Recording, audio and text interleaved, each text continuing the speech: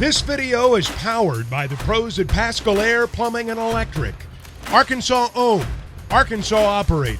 GoPascal.com. Coach, I know you've got a busy week, so I appreciate you making some time for us and our listeners. I always joke with Phil about this. He is not a superstitious guy whatsoever. You've been doing this a long time. Do you have any opening day, opening weekend rituals that you do each season before opening weekend?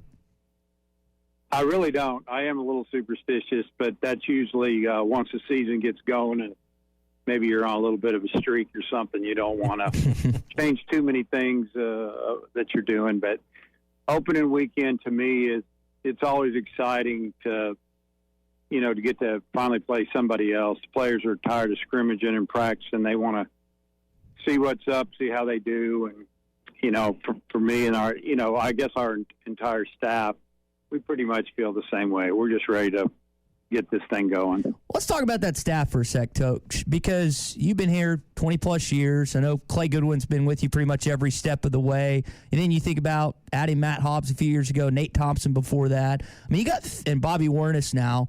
You've got 30-plus years of assistant coach experience with you. How much has the continuity within your staff contributed to y'all's success as of late?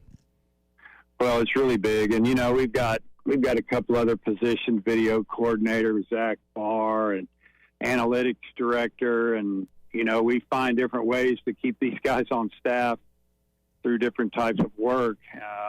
DJ Baxendale pitched for us. So we've got a lot of former Razorbacks.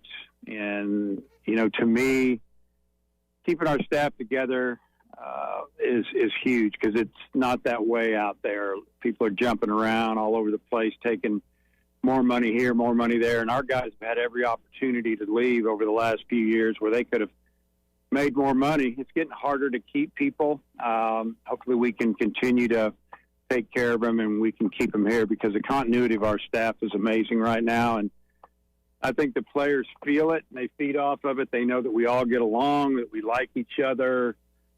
They can see it. It makes them feel comfortable. And I think it makes us, or it gives us a better chance just to play better throughout the season. Dave Van Horn with us on the McClarty-Daniel hotline. I'm glad you brought up NIL, Coach, because we focus so much on that in football and basketball with conversations, and it's just as much a part of the process for you now. How has it changed? How have you approached it, and how has NIL and the transfer portal went to shaping this year's roster? Well, it's going to be that way every year. It's helped us fill in. We got hit pretty hard by the draft, especially with our young position players. I have to mention this. We had the number one ranked class going into the draft. It was an amazing class, and we had 4 high school position players signed for $10.95 million combined. Those 4 guys got that much money altogether. And we lost all of them, obviously. It's hard to turn down $3 million a couple of times over, and another $2 million. It was pretty amazing. But so we've got to go out. We've got to replace guys every year, and it's different than any other recruiting. And a lot of people don't realize that we sign them in November of their senior year, and then we just continue to recruit them until they walk in the door because of the draft. And we don't get a lot of them, and so we have to do it. And NIL money's given us an opportunity to get some kids because, when you look at the LSUs and the A&Ms and the Tennessees, they're getting a lot of help. And it's hard enough as it is, and for us to stay at this level, we've got to have NIL. So it's something that is big time concerning to our staff right now going forward, recruiting the kids that are going to be in the portal and transferring out this year. We're going to have to have it. Coach, when you started putting the schedule together, you knew you were going to Arlington for a big weekend next weekend. You got James Madison for 4. Kind of what went into your calculus in setting the schedule up the way you did to open at home with the 4-game set with James Madison? Yeah, well, the NCAA sets our start date, which is Friday. It'd be nice if they'd give us an option to go Thursday, Friday, Saturday, and Sunday. We're trying to get 4 games in before we head to Arlington.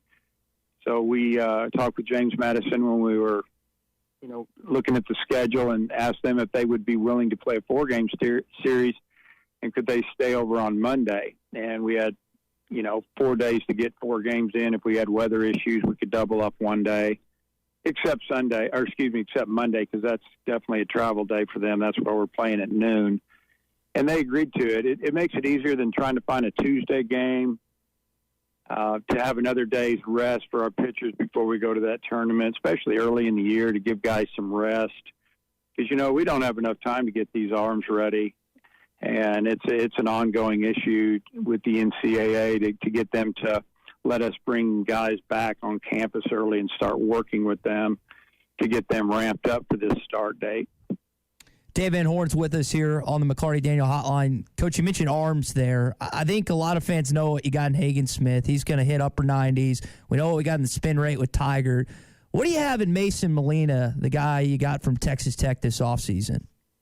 Well, he's a high carry fastball guy. He can pitch up in the zone. It's hard to get on top of it because it just stays up. You can't. A baseball, you can't make it rise, but if you can make it stay up in the zone the way, on the same plane like he can, it's just hard to hit. And, Mason's been up and down since he's been here. He's been a little bit wild, but he's really good at working out of jams. And we've got to get him to throw less pitches each inning. He's going to get a start this weekend and probably next weekend, but he's got to show us that he can, get a little deeper into the games because of the pitch count. And if he doesn't, we'll have to move somebody else in that spot. Well, the good thing is he's probably going to have a solid infield behind him. Tommy and I were talking to a fan yesterday, and one of the things he expects out of your team each and every year is a great defensive infield. Coach, how much did your playing days at that position, particularly in the middle infield, still help you all these years later when it comes to coaching that position? Well, I think with any coach that played the sport that he coaches, it's probably easier to understand some things, especially about middle infield play, since I was a middle infielder. I also played third, but I oversee them, and frankly, you just kind of demand it. You just say, hey, we're going to be good, and if you can't, you can hit a lot, but if you don't play defense, we're going to have to find another position for you. And we jokingly talk about how, when I get the infielders together in the first practice, and I make the comment, what do they call you when you're not an infielder? And the new guys just kind of look at each other, and the older guys just kind of roll their eyes. And I say, they call you an outfielder. And this is the way we look at it. If you can play and you can hit and you can run, and you've got to be able to field and throw if you're going to play in the infield. Not we're moving you out there, and not knocking the outfielders, because we've had some great outfielders, but infield is hard, really hard. And if you give up too many errors, too many throwing errors, you don't finish off plays, you don't turn double play, you will not win at a high level, day in and day out. Yeah. How has Payton Stovall's injury changed your view from coaching and giving guys opportunities, and kind of where's he at on the progress of getting back in a few weeks? Well, right now we'll put Peyton Holt over at second. He played there probably the last 20 games of the season after, Stovall got hurt, and so we'll bring in Spraglott to play third to start out, and that's what he played a lot at Richmond. And he's a really good defender, and he's hit too.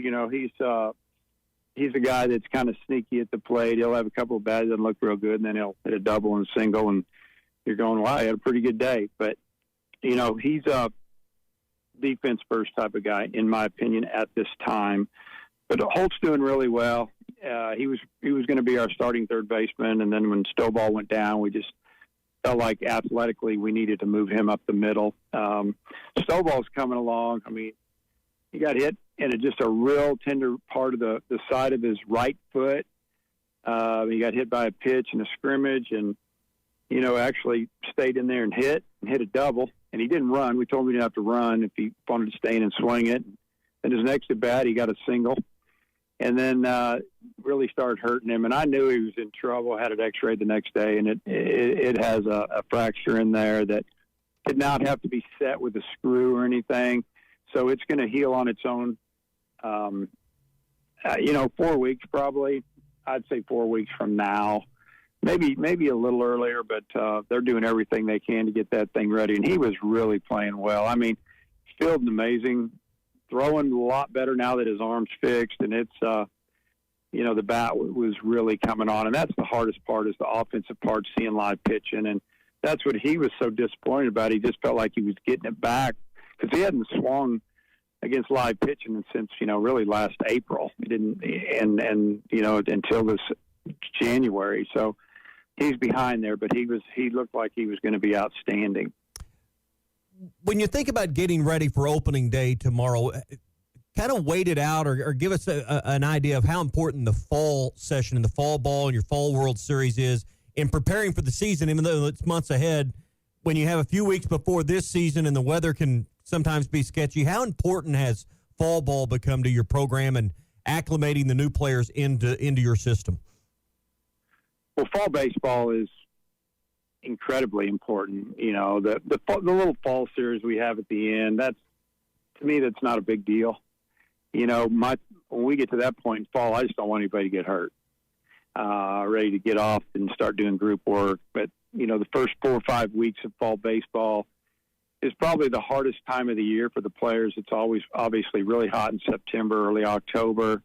We're grinding them out 6 days a week, scrimmaging a lot, hitting, running, throwing, lifting. They're trying to, especially the new guys, getting acclimated, being in college and being here, and even the transfers that come in from other programs. I'd say 9 out of 10 of them are going to tell us how much more difficult it is here, and it's better and serious than it is maybe from where they came, or it just means more. And I truly mean it does mean more. The guys see it, and they know it's important to our fans and everyone around. But fall baseball, it gets you going. It's an extension of what we just, what we're doing now. We don't say we're starting in January. We say we're just picking it up from where we left off, and we got 3.5 weeks to get ready. Coach, Tommy mentioned weather there. It doesn't look like there's going to be a lot of inclement weather Saturday through Monday. Any chance, I know you might have alluded to it this week, any chance the game time gets moved up a little bit tomorrow? That would probably be the easiest way to go about it. We're going to discuss that here. I don't think they want to play in 30-degree weather or low 30-degree weather for, you can do it for a few innings at the end, but you don't want to start there, especially if the wind's blowing like they're talking about now. I don't know. Pushing it up, I hate to do that, but we'll do it because of all the fans, and I think there's supposed to be a flyover for the first time ever. Oh, wow. A little bit of a ceremony opening day thing. Can we play at 12? That would be better. It would give us a chance, but I think it's something that's going to be discussed this morning, and we'll try to go at it. I just know that a lot of people are planning on driving in, getting here, and if we have to do that, we need to get info out as soon as we can. If not, we can't play at all. Worst case scenario, we'll find a weekend day, either Saturday or Sunday, when we play two. Saturday's supposed to be really sunny and in the low 40s, which is down in the stadium when the sun's out. It's really nice, actually, at least for the infielders and most of the fans that are in the sun. So we'll see. We'll try to make some decisions, hopefully today, what we're going to do. I think you broke some news. I don't think I've heard about a flyover until Coach just mentioned that. So breaking news on the Morning Rush, first time ever over Bob Walker Stadium. Well, Coach, I got one more fun one before we let you go. I know your players have already put out what they're going to walk out to this weekend and the rest of the season. Back in Dave Van Horn's playing days in the early 1980s, what walk-up song would you walk out to going to the batter's box back in the days we let you go? Well, so do I have to use music from the 70s and early 80s? Anything you want. The floor is yours. Who knows? Back then it was probably REO Speedwagon, wasn't it? That'd be a good one.